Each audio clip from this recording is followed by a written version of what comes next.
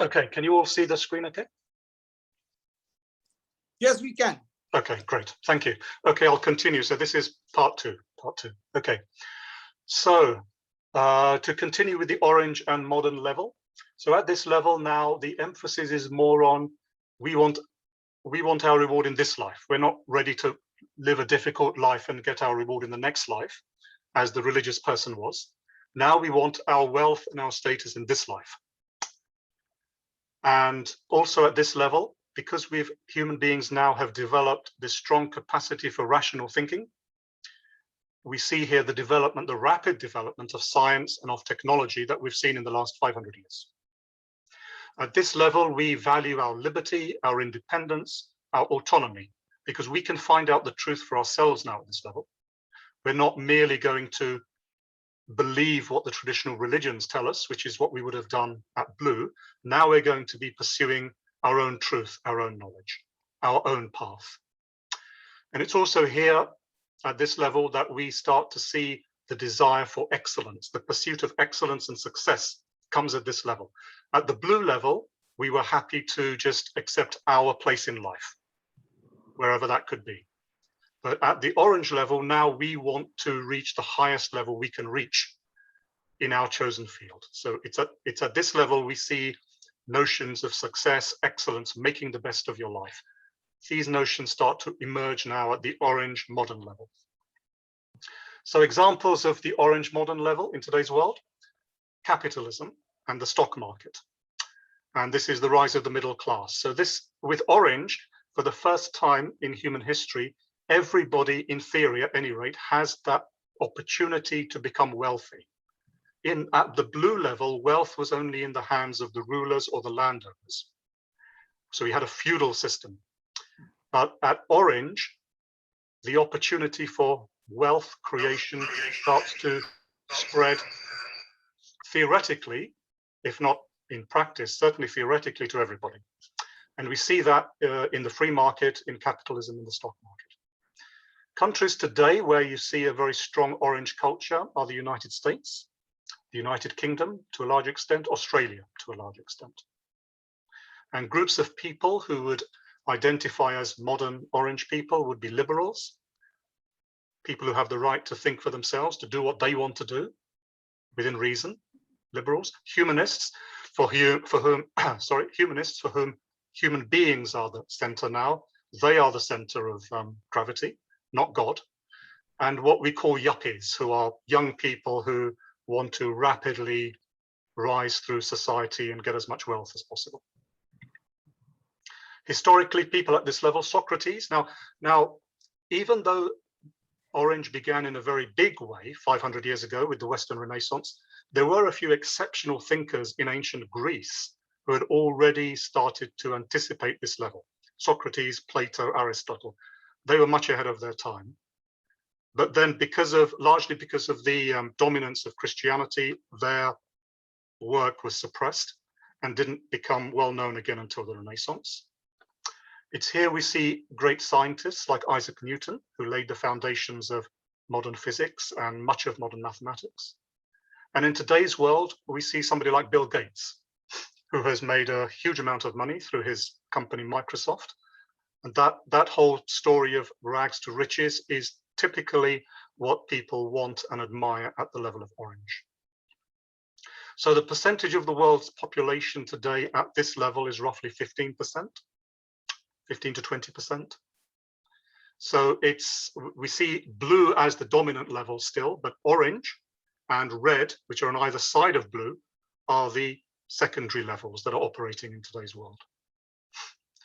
But once again, we see that even orange starts to wind down in some people, in some cultures.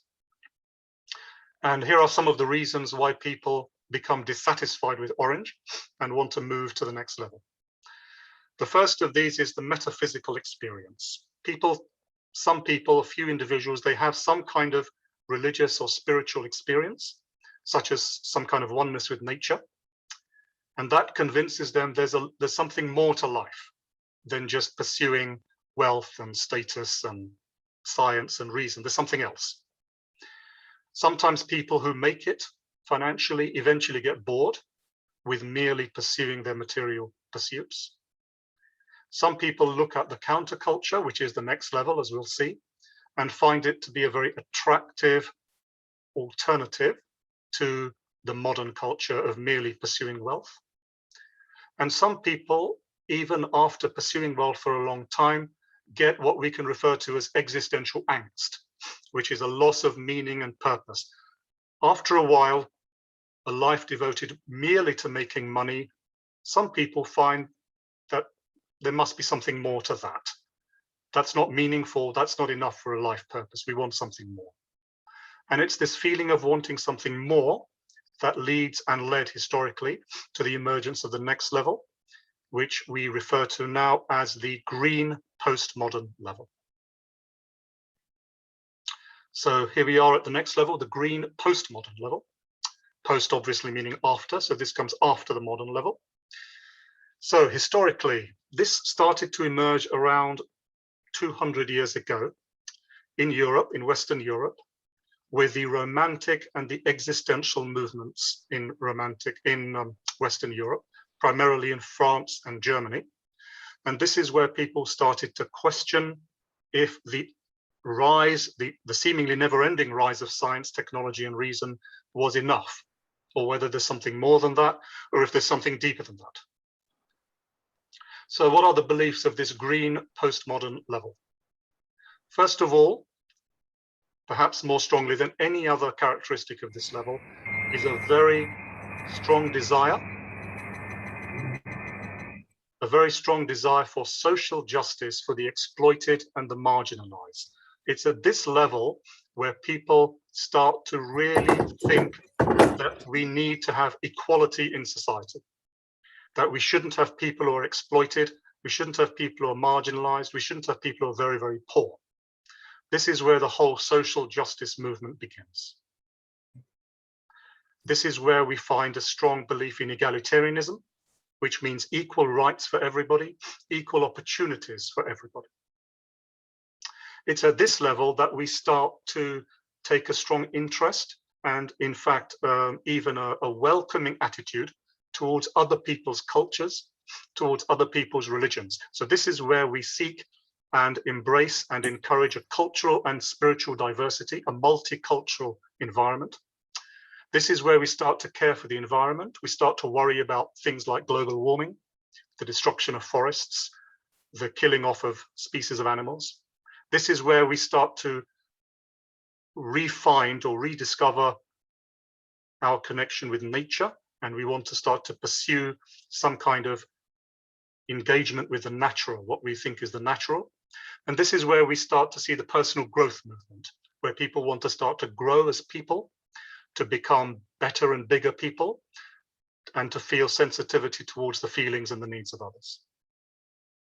So some examples of green in today's world: the United Nations, which was specifically set up to bring together some kind of unity between the countries of the world. We see a strong green politics and strong green way of life in a few countries, in Scandinavia, in the Netherlands, in California, in the USA, and in Canada. We see strong influences of green in left-wing politics, in environmental activism, and in the spiritual New Age movement. And some individuals who started to, or who exemplify this level: John Lennon from the Beatles, who, for example, in his song, his very famous song, Imagine, the lyrics of that song, Imagine, very much typify the beliefs of this green level. No religion, no country, no possessions, we all share everything. And Martin Luther King, who, like Mahatma Gandhi, was a strong freedom fighter for the rights of Black people in America, and fighting for the rights of races who are treated badly or not given equal rights. That comes from a very green level of consciousness. So here now we see in the percentage of the world's population who are at this level is roughly 5% or slightly under 5% worldwide. And green is really the cutting edge for where we see a significant number of people now. But in a fewer number of people, even this stage starts to reach its end and starts to wind down. and we see the emergence of stage 7. So what are the reasons now for the emergence of the next stage after green? First of all, some people find that even in this counterculture, this culture of love and care and equality and oneness with nature, even there, some people find they're not able to get real meaning in life. They start to find a lot of people got involved with the counterculture in the 1960s, which is when it really exploded in the West. A lot of people in today's world feel disillusioned that this counterculture has failed, seems to have failed in its stated desires to heal society. Society doesn't seem to these people to be very much better than it was in the 1960s. Why is that? And some of the pathologies of this level, every level when taken to extremes can result in very undesirable traits. At green, we can see nihilism and narcissism, which are both very undesirable results. By nihilism, I mean if everything can be questioned, if everything is seen as equal, there's no longer anything definite to ground your beliefs in, and everything starts to become empty. Everything just falls into this void of meaninglessness. We see that in some green people, in some green thinking. And also we can see narcissism, where if everybody has the right to live their life the way they want to live it, which is very much a belief of green, if that is taken to extremes, then again, you can get extreme selfishness and narcissism, where people will start to live their life without any concern for the needs of others and without being willing to be accountable to anybody else. So these are some of the negative sides of green that we can already see emerging in our society. It's very, these two traits are quite prevalent in the Western world. And also there arises at the end of green a desire to go back and integrate with the views that came before green. What about all these previous views? Purple, red, blue, orange. Green wants to go back and integrate with these other views, which by itself it hasn't been able to do. So we see at the tipping edge of green a movement or an emergence of the next level, which we refer to in this model as the yellow level or the integral level. So at this level historically started to emerge around 50 years ago with what we could refer to as systems thinking or integral thinking. So at this level, we see a desire to integrate in some systematic form all the views of the world that have emerged so far. And the leap from green to yellow is a huge leap for the reason that I'll now briefly explain. The first 6 levels, beige to green, are referred to in this model as first tier. And what that means is that people at these first 6 levels, they tend to believe that their belief system, their view of the world is the correct view of the world. And other views are wrong, other views are mistaken. So there is a strong sense of right versus wrong in some way at these first 6 levels. This changes when yellow emerges. At the yellow integral level, we start to understand that all of these levels so far have played an important role in the evolution of humanity, and that all of these levels are actually correct in their beliefs at that level and at that context in which they arise. So putting it in a very simple form, at yellow, the key insight is that everybody is right. In some way, at their level, in their context, everybody has something useful to contribute to the whole picture. And we want to see how these different levels and usefulnesses can integrate in some systematic form. So that's what we see in systems and integral thinking, which has emerged in Western Europe and USA in the last 50 years. Now, this model itself, the model of spiral dynamics, this model comes out of or was created by this yellow level. It's out of this yellow level that this entire presentation is coming. This whole spiral dynamics presentation is the creation of the yellow mind. So the yellow mind has a developmental view of life. It sees human beings and individuals as going through levels of development, as we have seen in this presentation. and it has an appreciation for the values of every previous stage. It understands that every stage has something useful to contribute. None of the previous stages are wrong. None of the previous stages are bad or need to be destroyed. All of them are good in their place. All of them have contributed something useful to the development of the human race. And at this level, we also recognize what we call the dialectical nature of human progress. Now, that will take a long time to explain, but what it basically means is that in some sense, each level is a response to the limitations and the drawbacks, as well as the advantages of previous levels. We see this dialectical pattern between levels as they evolve. Typically, we can see beige and red and orange and yellow as being levels that emphasize the individual.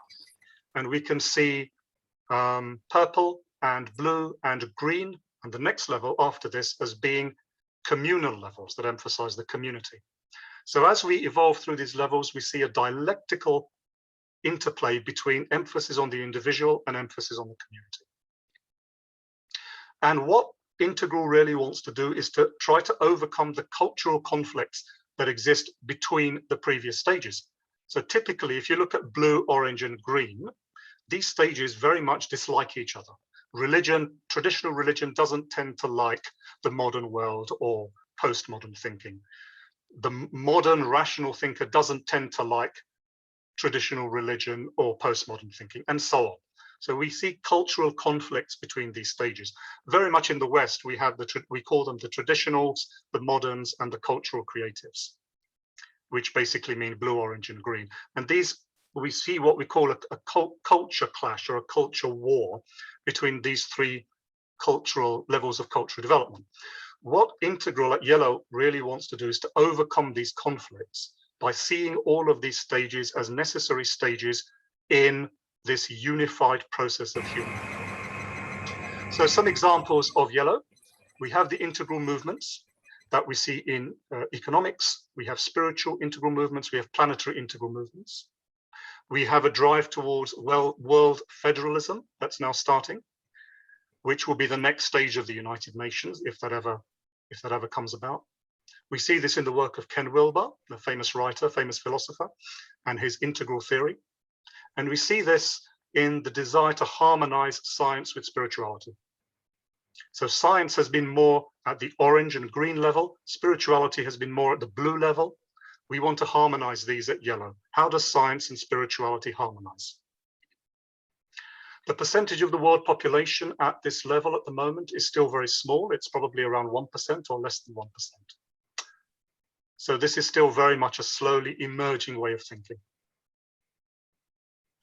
Now, even Yellow starts to wind down in a very small minority of people, small groups of people. And some of the reasons for this are as follows. Integral thinking can be very conceptual, very intellectual. So we can feel a desire to go beyond mere concept and intellect. We can feel a desire to reconnect with our body and with our emotions, since integral thinking is very much in the mind. It's very much a brain activity. It's very much an individual activity. And so we can feel a desire to reconnect, to reconnect with the community. And at this level, at the tipping edge of this level, we start to feel a strong attraction for the mystical, for the transpersonal, for the universal consciousness. And that is what brings about the beginning of the next stage, which is the final stage of this model at the moment. Of course, if we do this presentation again in 50 years' time, we may see further levels. But at the moment, the highest level for which there's any real evidence is the next level, which is the turquoise level, which is the holistic level. And this is the level where we now start to move into what we can, in very, very general terms, call the spiritual realization, the awakening of the spiritual side of life. Not merely religious belief that we had at Blue, but now something more mystical. So in a significant way, we see the historical emergence of this in what we could call holism and collective consciousness 30 years ago. And the beliefs, some of the beliefs of this turquoise holistic level are an integration of body and mind. Body and mind are no longer seen as separate. They now integrate into one holistic organism, which some writers have called the centaur. And this is explored in various complementary alternative therapies.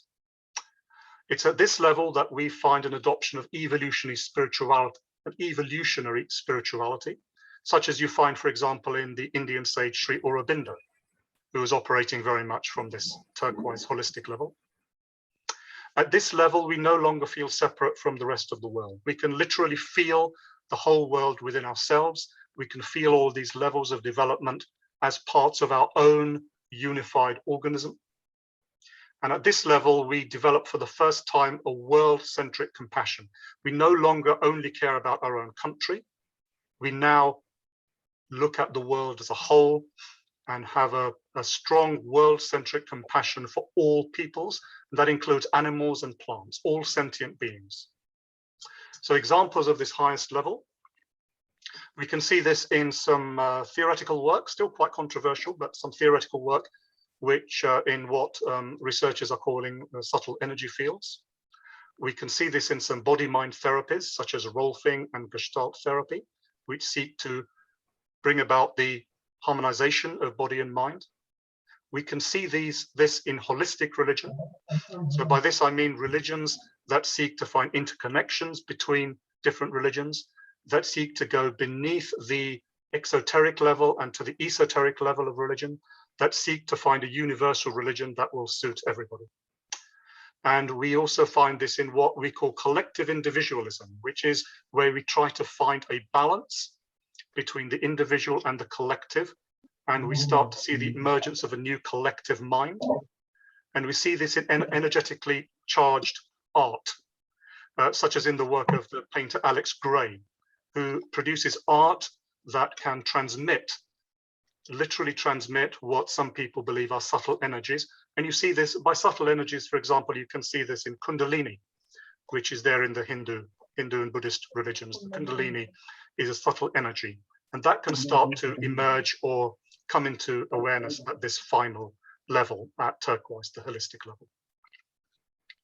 So very briefly then, now I'm just coming to the last part of the presentation. So this is the summary of the model that we've been through today. So you can see there the 8 levels. On the right, you can see roughly the percentage of the population when these levels began, roughly. And on the left, you can see when these levels started to emerge in different historical ages, the age of clans, then tribes, then city-states, then empires, then nations, then allies, then the global age, and finally the one world age of turquoise. So this is the spiral dynamic history of human evolution.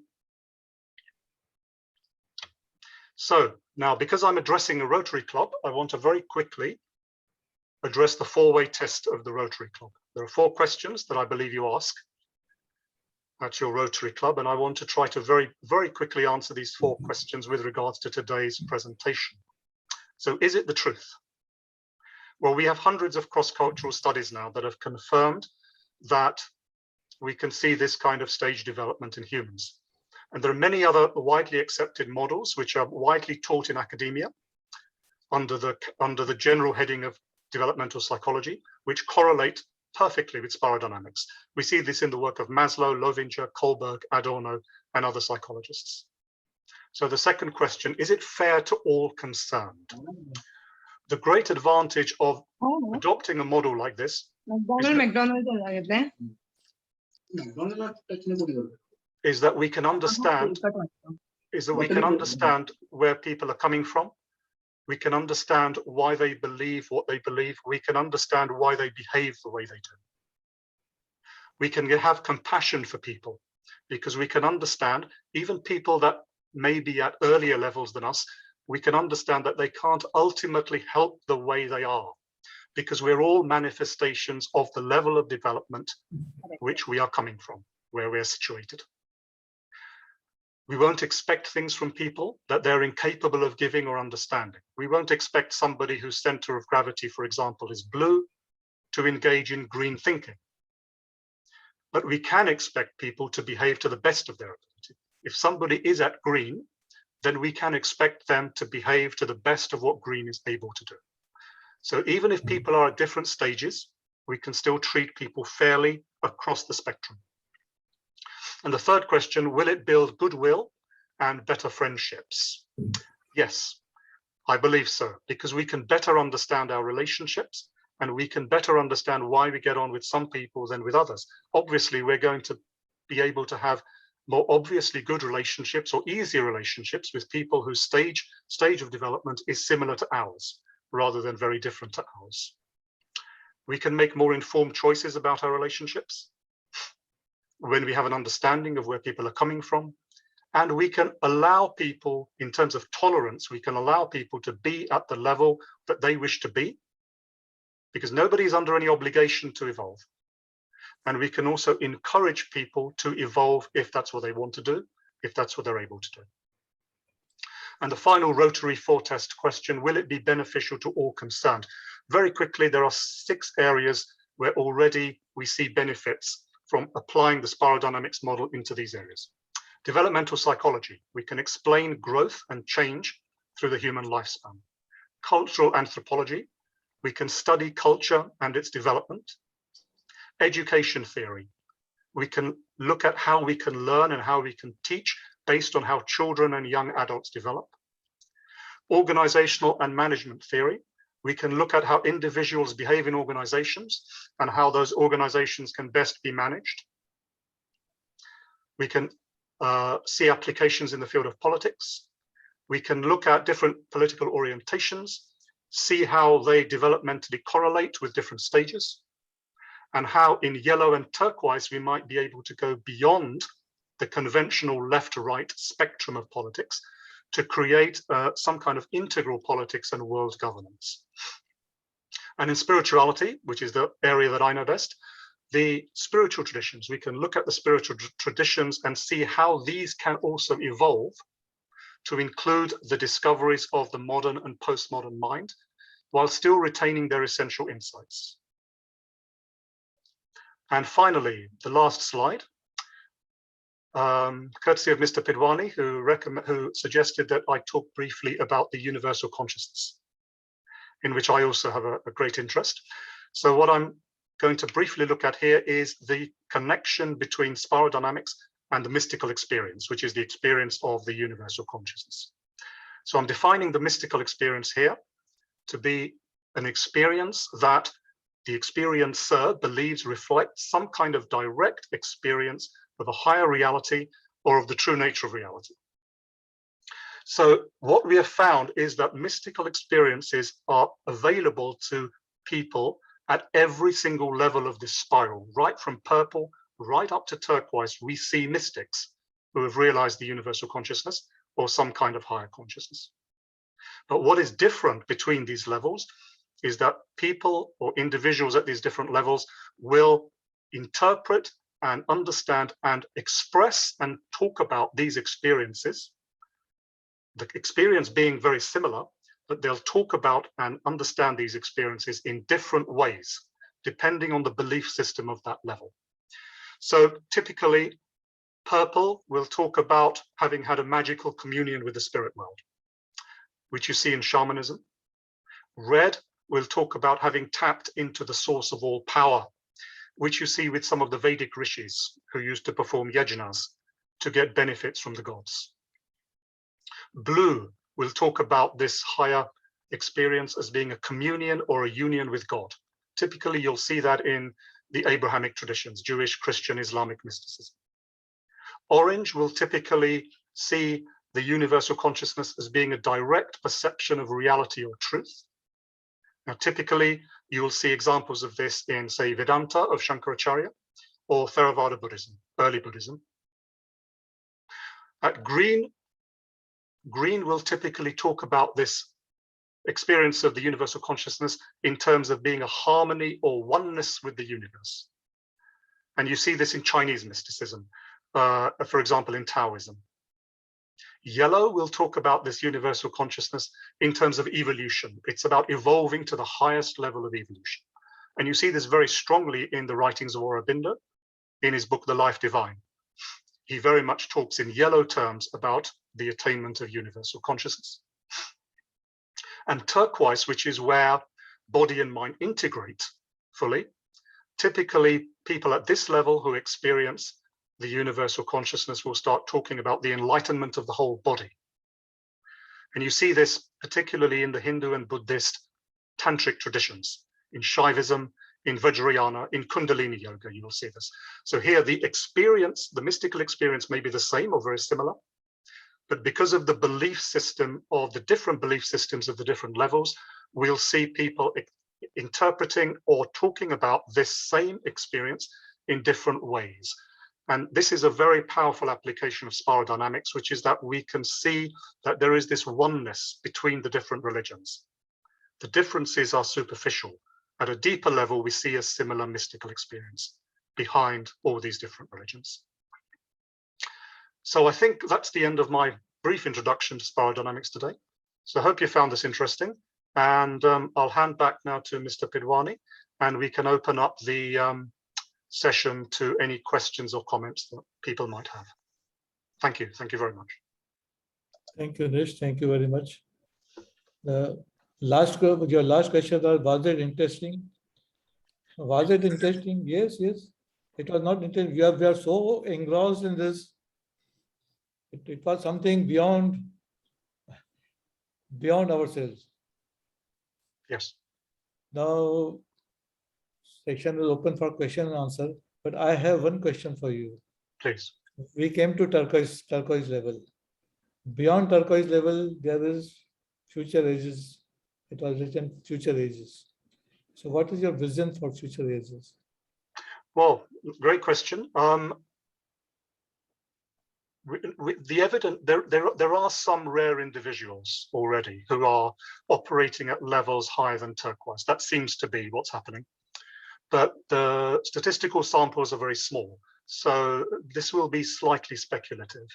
But I would say that what seems to be happening at these higher levels beyond turquoise is that the mystical experiences that people had at earlier levels, experiences of what we call enlightenment, experiences of oneness with the divine or oneness with the universal consciousness, these experiences will start to become permanent structural traits in the human mind.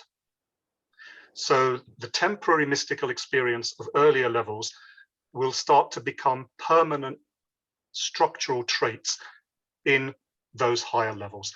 So the vision that people like Aurobindo and Ken Wilber would have for these higher levels, and I share that hope, is that we will start to see larger number of people attaining spiritual realization.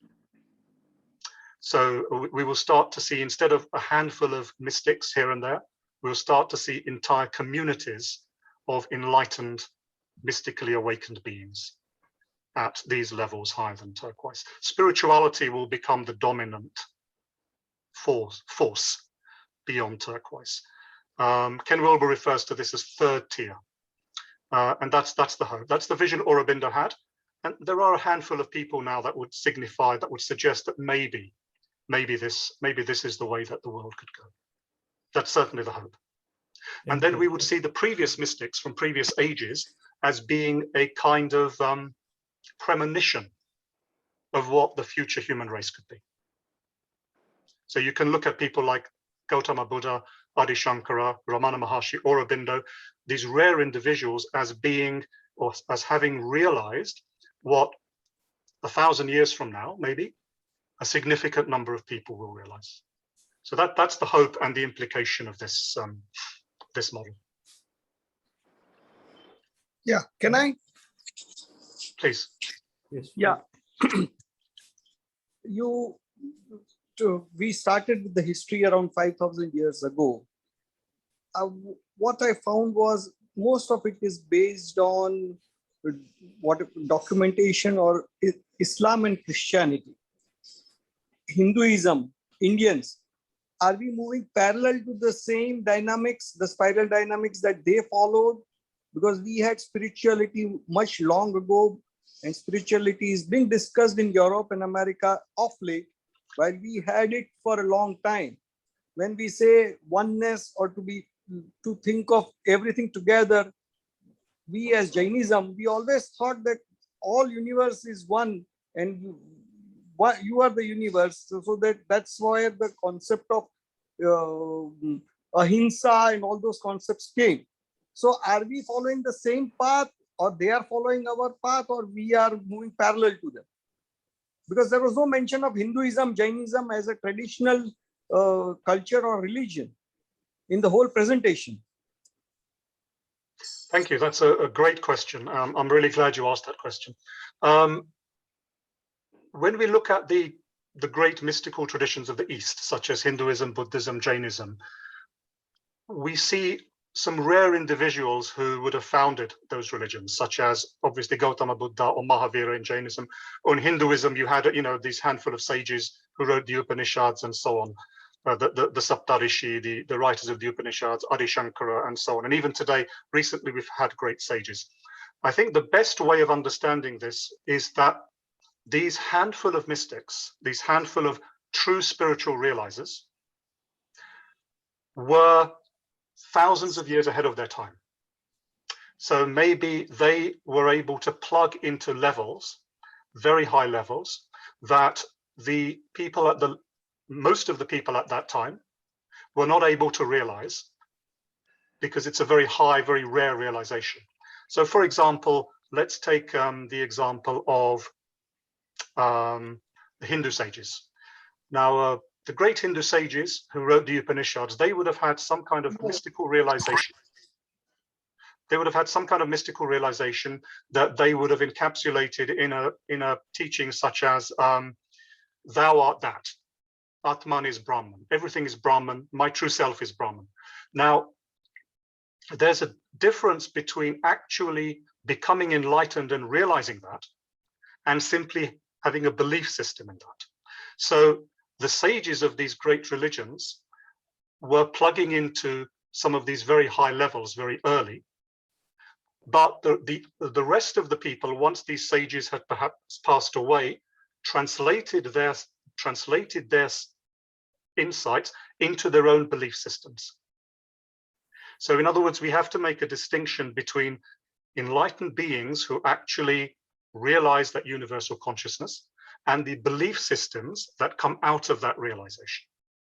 So those individuals may have been turquoise and higher, but the ordinary society at that time would have translated those beliefs into a traditional belief system, which was acting at the blue level. So all traditional religions, Western and Eastern, Jewish, Christian, Islam, Hindu, Buddhist, Taoist, Jain, for most common men and women, is at the blue level because it's at the level of belief. But when you get a genuine realizer, a genuine person who actually achieves enlightenment, which is very rare, then we could say perhaps that person is getting an intimation or an intuition of a much higher level. So I think we need to make a distinction between those handful of people who actually founded the religion and the majority of people who just follow the religion through a belief system. So Jesus, for example, may have been at a much higher level than your average Christian. And same, Adi Shankara may have been at a much higher level than your average Hindu. So your average traditional religion would be operating mostly at blue, whereas the truly great founders, like Aurobindo, for example, would have been operating at yellow.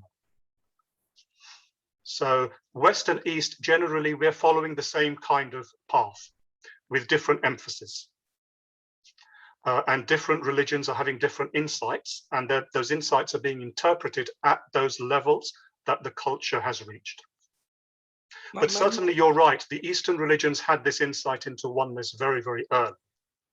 And those handful of individuals were very, very much thousands of years ahead of their time. That's absolutely true. But Eastern religion belief system, maybe 1,000 years ago, believed in spiritualism. Mm-hmm.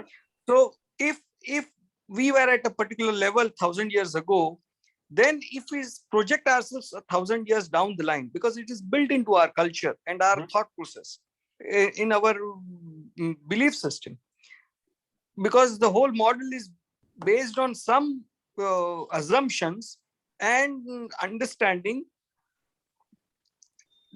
of the past, which will help us project the future. Mm-hmm. That's the whole idea of the model. If the model does not capture the status of Hinduism 1,000 years ago or 2,000 years ago, because it is not an aberration that we had Aurobindo or we had Shankaracharya. We had so many other great people. Only thing is they are not known to us. There were many spiritual leaders. It's not just one or two examples. Hinduism and Jainism had so many of them. It's just that we are not aware of them and we have not published or publicized them. So does it mean that since we have not captured the whole essence of the society, we are not going to be able to project the future based on this model? That's my question. Traditional religion, East or West, Hinduism, Buddhism, Taoism, Jewish, Christian, Muslim, traditional religion, generally speaking, is at the blue level of development. So even your ancient traditions would have been at the blue level of development. Now, it's true that they believed in this oneness and they had mystics, many mystics, who had insights into these onenesses and these higher states. But as I showed in the last slide, those mystics, and you're right, there may have been many of them, would have interpreted those experiences in terms of the level of development at which they were at. So those higher states of development, which are the levels of mystical realization, would have been interpreted at the blue level.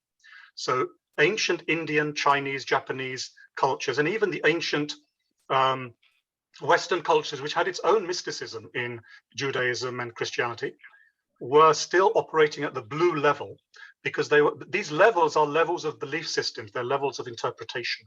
So there were these great individuals, and you're right, many of them, who were having these insights and experiences into oneness, but they were translating and interpreting those experiences of oneness through the belief system of blue. That's the point that I'm making. And this is, I mean, what I'd like to do really, we need another presentation to go into this properly, but the relationship between religious realization and spirodynamics is quite a complex subject. Because these levels that we see in the spirodynamics model are what we call structures of consciousness, but the religious experiences are what we call states of consciousness. And what we find is that people experience these states of consciousness, like these ancient mystics, but when they have to interpret and talk about those states, they have to interpret them on the basis of the structure that they've reached, which for most of them was blue. So this model does very much incorporate the ancient Eastern thinking. It recognizes, like the rest of the world, the ancient Eastern thinking was also operating at this traditional belief system level, which we are calling blue, and it's a pre-modern level. There were people there who had these extraordinary glimpses, but those glimpses were being interpreted in blue structural terms. That's how this spirodynamics would understand the traditional culture. Thank you. Thank you. Mr. Nish, I have one question. Looking at so many all different spirodynamic colors and all, what I found, looking at today's situations, I find that the red color, which is egocentric, is going on very fast here, because the way the people, they believe I am only right, you know, and then what you say that they want immediate gratifications, highly, you know, first impulses, and trust. They don't trust anybody. They say I am the right. So the way the things are happening, I do agree the whatever you have explored all those spirodynamics, but looking at today's situation, don't you think that the red color or egocentric is moving much more faster? The populations, as you have mentioned, is about 20%, which is going up and up. Yes, I agree with you. That's an excellent point and a great question. What I'll say is that there's no guarantee that evolution will go up. Evolution can also go down. And I think, like you, I think what I've seen in the world in the last 20 years, perhaps, I mean, people sometimes say that the world changed at 9/11. with the terrorist attack on the Twin Towers, there seems to have been some kind of, as you say, some greater ascension to that red level in the last 20 years. And yes, I think you're right. And I think this is why the subject of evolution is so important, because red has its good qualities. There is such a thing as a healthy red, but in the wrong hands or with the wrong thinking, red can be a very dangerous level as well, because red is what produces terrorist acts, for example. The Taliban in Afghanistan, for example, is a red-driven organization. And I think this demonstrates why these kind of models and this kind of thinking is so important, because we can actually try to model and understand why these things are happening and what the antidote is. So if we look at red, and as you rightly say, the red level is showing an increase perhaps in both in the West and in the East. What is the antidote to that? Well, from a spiral dynamics point of view, we would say there are two antidotes. First is people who are at red find ways to move them to a more healthy expression of red. That anger and that aggression and that dissatisfaction and that self-centeredness, can that be channeled in a more constructive way than going and blowing up buildings? We call that translation. That's a movement from an unhealthy red to a healthy red. And there's also what we can call transformation. We can encourage or put into place systems to move people from red to blue, move people up one level. And this is where traditional thinking, traditional religion, more conservative ways of thinking has its place.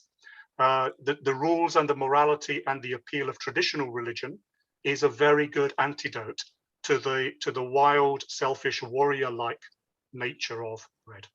So yes, a great question. Evolution goes up as well as down. So what are the chances? Who will bring this red to blue? Who are the people who makes the things, the world will change from red to blue? I mean, again, great question. I would say that one of the things we find with this kind of model is that the best antidote to difficulties at one level is the level immediately above that. So really, it may be down to the religious leaders. It may be down to the traditional teachers of morality and traditional religion, East and West, to somehow bring their influence to bear more on red people at the red level. So red can see that there's something more attractive to do in life than simply exhibit their aggression. That's my first answer. The second answer is, if that doesn't actually work, then the only antidote, unfortunately, will be blue law and order. So it may be that the only way to deal with a very stubborn, obstinate red that is not going to respond to the attractive side of blue is for the harder side of blue to exercise blue discipline onto red, which basically is, the job of the government and the police to bring these people to justice and to exercise very strong disincentives for people to behave in red ways. But your question also emphasizes or shows why the integral thinking is important, because it's only from that yellow integral point of view that we can even have this conversation. What we're talking now is from a yellow point of view, and we can see how these levels interact and how these higher levels may need to bring influence onto the lower levels to bring them more under control where they're showing unhealthy manifestations. Correct. I have one question. Nish, in fact, it was a great presentation. And since a human being per se is an adaptable animal, he keeps on adapting himself. So to what extent this spiral dynamics would explain his behavior, because he may behave differently in different situations. At such point of time, how spiral dynamics would help the human, rather explain human behavior? Because at some point of time, he may be spiritual. Some other point of time, he may be egocentric. At the same time, he would be lovable and affectionate to the family. So he could have different traits in the same person. So how would then in that situation or in such cases, spiral dynamics could be explained or expressed actually? Thank you. Well, thank you. That's a great, wonderful question. I'm glad you asked that. What we find in the research of spiral dynamics is that in the same person, different aspects of their personality can be at different levels. So technically, we refer to these levels, these colors as levels, but we also have what we can refer to as lines of development, which are different parts of a person's personality. So for example, you can have the cognitive aspect of a person's personality, which is their thinking, how they understand the world, how they think. You can have the emotional aspect. You can have their interpersonal social aspect. And these can all be at different levels. Typically, a person's emotional level is a little bit lower or much lower than their cognitive intellectual level. So intellectually, somebody could be at green or yellow. So such a person will watch this presentation and have a perfect understanding of everything I've said. So cognitively, they're yellow, but emotionally, they might still be red or blue. So as you rightly say, when they are having an intellectual discussion, they seem to speak perfectly in yellow terms. But if they're put in a very stressful situation, then that stress can trigger red or blue in them because their emotional level of development is red and blue. So people are not just at one level. Each one of us is a combination of several different levels, and those different levels are triggered by different situations, depending on what aspect of each personality, depending on what aspect of our personality is situated at which level. And it's very useful to engage in some serious self-awareness to look at one's own psychograph in that way. So, for example, you can look at oneself and you can recognize honestly, okay, well, my thinking level is 2 or 3 levels higher than my emotional level, or 2 or 3 levels higher than my interpersonal level. So we can then be aware of why we behave in the way we behave and why we're not able to live up to our own ideals. And when we're put in very difficult situations, we can watch ourselves because we're aware of what's going to trigger what.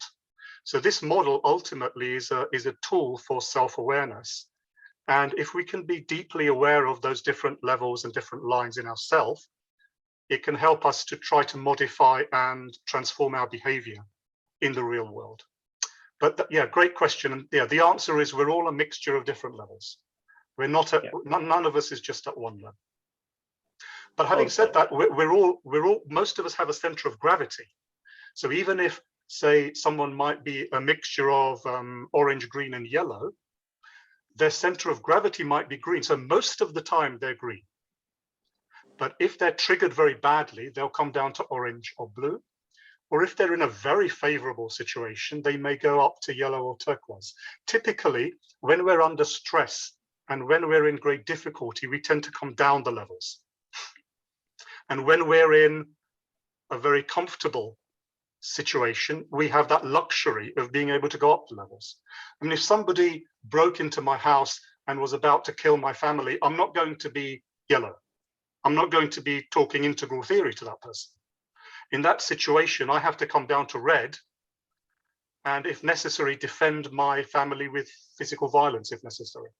So in different situations, we do go up and down these levels, because when you move to a higher level, the lower levels are still there inside you. They don't disappear. So if one has evolved to green, all the levels below green are still there inside us, and we can use those levels when the situation demands us to use them. So we're all compound individuals. We're all made up of lots of different levels. But yeah, great question. Thank you. Just adding into that, does this spiral dynamics also sort of a rebirth, because there are certain traits in the individual, again, are seen, which are possibly carried, it's a belief system again, from one birth to another birth. So does spiral dynamics explain rebirth of the individual, or is there any rebirth like this? I mean, yeah, good question. Spiral dynamics, the way the model stands at the moment, doesn't take into consideration reincarnation because it's purely a psychological model based on psychological evidence. So in its original form, it's not incorporating any metaphysical beliefs like reincarnation.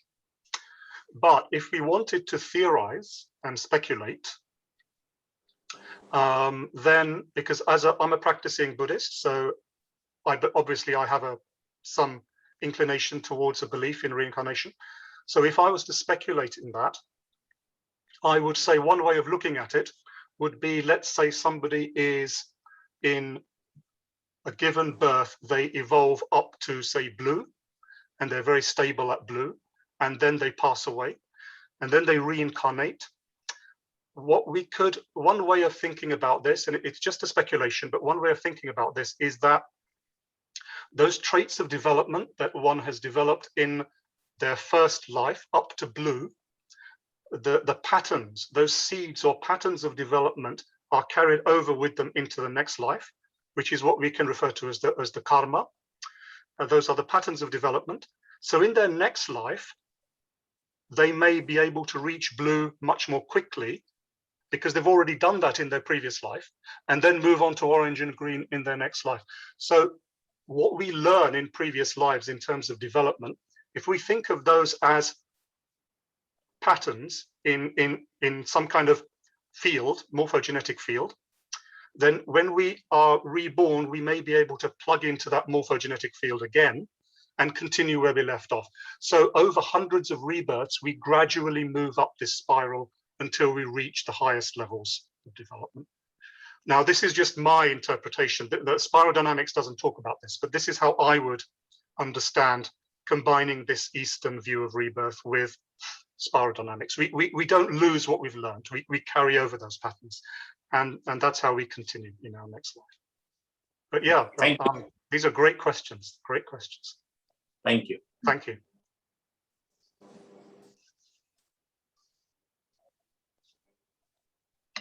President, you are muted.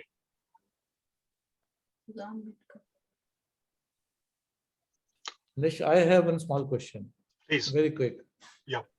As we see in today's scenario, global level, global dynamics of global politics and interconnection between all the factors. The base stroke is turquoise level, but their population is only 1%. Even yellow is 1% integral. So can the collective consciousness of this 1% can change the course of the history of this globe? Yeah, that's excellent question.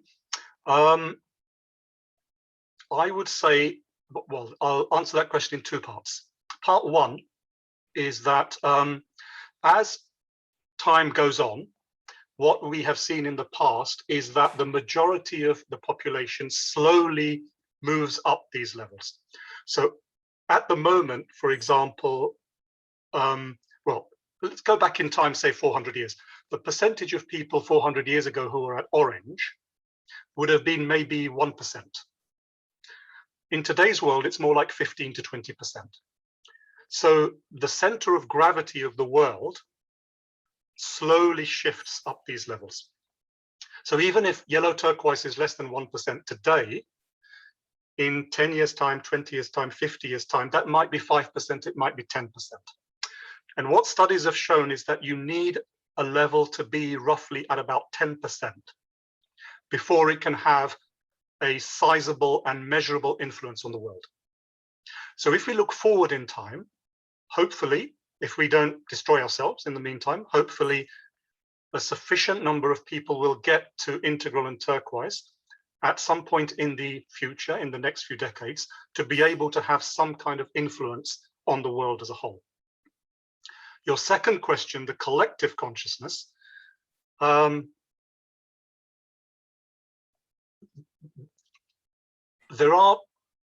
There are some thinkers, some theorists, such as Rupert Sheldrake, I don't know if you've come across his work, who believe that every time new behaviors and new ways of thinking are emerge or are enacted, even in a few individuals, that behavior can, through working on a collective field, a collective morphogenetic field, have an influence on the rest of the population. Now, if that theory is true, I mean, for example, I'll give you an example. Sheldrake claims that if you take rats in England and teach these rats how to find their way through a maze, and then the following week go to China and take a completely different group of rats, they will be able to find their way through that maze more easily because this other group of rats in England has done it already. So the rat consciousness has learnt this skill.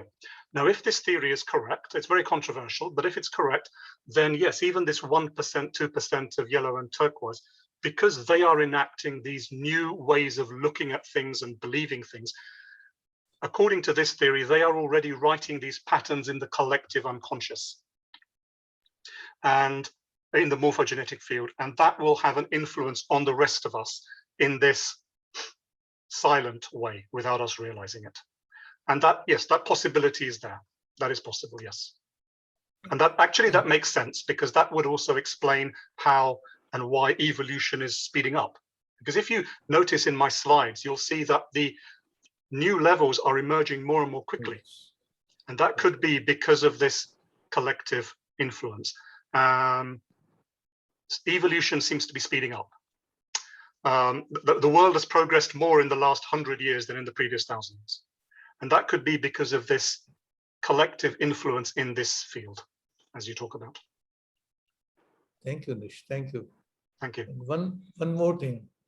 Earth is a realization school. Can you expand on this? Sorry, again?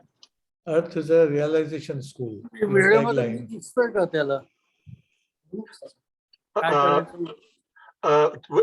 Is that a quote from some teacher? It's your tagline. Earth is a realization school. Okay. I mean, if you wanted to try to understand that in terms of what I've spoken about today, we could think of our lives on this planet. This is one way of interpreting what we're doing here. We could think of our lives on this planet as being a school, a learning experience where we learn to evolve and develop up these levels. Experiences are given to us so that we can use these experiences and translate these experiences in such a way as to facilitate our own evolution. And as these higher levels, yellow, turquoise, beyond turquoise, if we speculate that they move into levels of more permanent spiritual realization, then in that sense, we can see this whole drama of human development as a school for realization, as a school whereby all of our experiences conspire together to help us to move to higher levels of development. Thank you. Thank you very much. Thank you. Any more questions? Anyone have any question now? No questions. Thank you, Nish. Thank you very much. Thank you very much. You're welcome. And thank you for inviting me today. It was a very interesting evening, and vote of thanks. I'll read the vote of thanks for you. Thank you. Thank you very much, Nish. Thank you very much. Thank you. Spiral dynamics, a model of human and cultural development. It was a very interesting subject, and this narration through an integral thinker like you, a mathematician, a spiritual guide, and teacher was really very revealing. We all must thank our Rotary member, Mr. Surendra Kulkarni ji, for having you invited to give this presentation to our club's virtual meeting today. We are truly a blessed community at Rotary here that we have this opportunity to listen to you. In this moment, we all have expanded in our awareness. The subject, spiral dynamics, may have caused certain brains to have gone into a different kind of spiral. However, we can say that this evening with Nish will always be remembered. Nish sir, you are a mathematician. And a mathematician can be equated with a magician. Mathematics is the base of all the sciences. Mathematics is awareness in itself. Without mathematics, everything will come to a naught, a zero. But then a naught or zero itself is a fundamental to mathematics and to all the sciences. Similarly, like a soul is to human body and mind. Incidentally, I am also a mathematician. Your book titled The Unity of Everything is said to be an account how you were invited by one of the most remarkable and celebrated physicists of 20th century, Mr. David Bohm. True story of your encounter with David Bohm may reveal itself when I read your book. The Unity of Everything. I very much look forward to read this book and reaffirm my beliefs about divine oneness of our universe. This evening was certainly very fruitful for each and every member who is present here today. Nish, we are grateful to you that you could find time for us and made us understand the universality of the spiral dynamics. We also look forward to hear you in future on a more universal subject that could be on religion, science, and spiritualism. Rotary Surendra Kulkarni was very brief while giving your introduction. Your reach and extent is such that this whole evening would not be enough for a true commentary about your introduction. Nish, we thank you very much for being with us. Thank you again. Thank you. Thank you very much. Thank you. May I request all the audience to unmute themselves? Please unmute everybody. Please unmute. And please give a standing ovation to Mr. Nish Dubashia. Thank you, Nish. Thank you so much. Thank you for introducing the novel. Thank you. Thank you very much. Thank you very much. Thank you. Thank you for having me.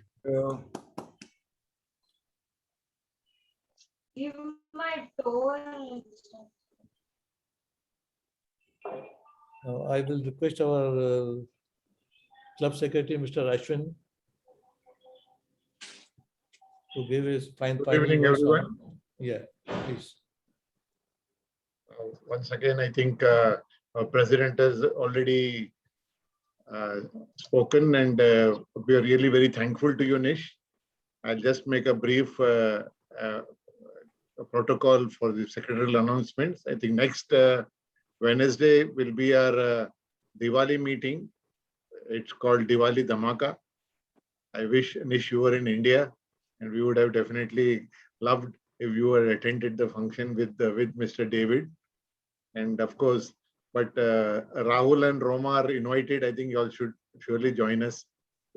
So, and all our members, please block the date and the time.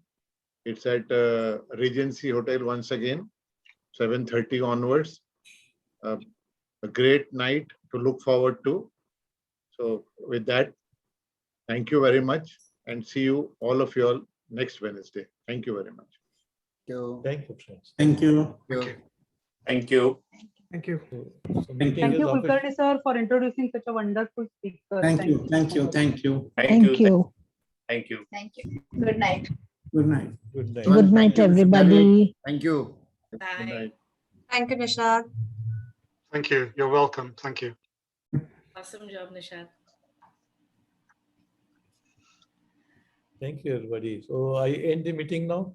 I close the meeting. Yes, Thank you. yes, yes, yes. Thank you very much. Thank you.